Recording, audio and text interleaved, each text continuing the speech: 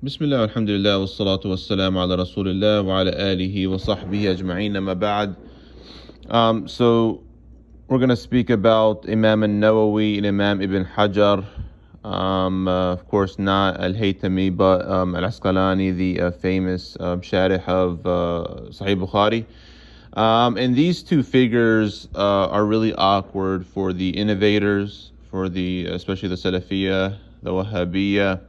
Why? Because their books are clearly in their curriculums. You have the 40 Nawawi pretty much starting out, and the Riyadh Saliheen of Imam Nawawi both are taught and read and studied and so on, and memorized. Then you have, of course, Sharh Sahih Muslim, which is crucial. You can't really get to Sahih Muslim without Imam Nawawi. Imam Nawawi has so many books, and Allah subhanahu wa ta'ala gave him the qabul in this world with regards to the Muslims. So that's known, but you see the books are definitely needed by them.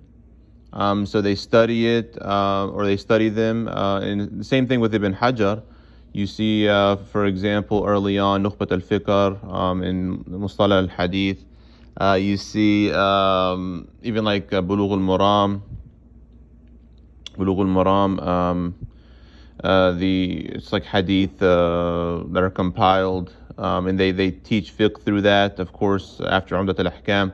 And then you see, of course, Sharh Sahih Bukhari, Fath al-Bari of Imam Ibn Hajar.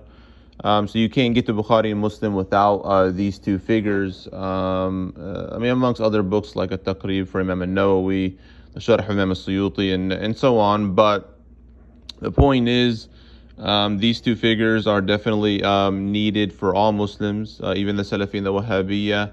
And it's awkward for them because their Aqidah is wrong, apparently. And of course, they were muta'assibin in fiqh because they followed a madhab. And they were on the way of Tasawuf, right? It's clear for both, being for Tawassul and the Mawlid and a lot of things that we believe, the way of Ahl Sunnah wal Jama'ah.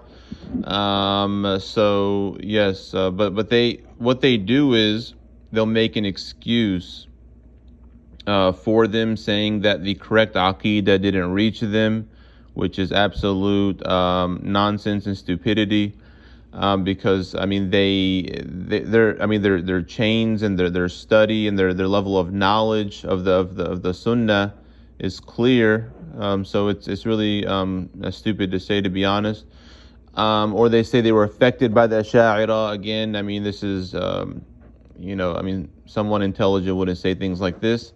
Or kind of a last resort. Well, they made tawbah on their deathbed or close to their death, or something like that, which they tend to do for many of the scholars of Ahl Sunnah, because they can't study the books without them.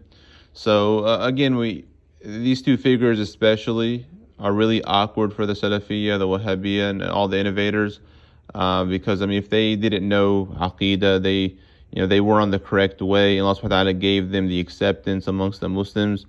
And there's something really off about that, and they start to question, and many people will probably leave Salafiyah, especially because of these two types of these two scholars, Imam Nawawi and Imam Ibn Hajar.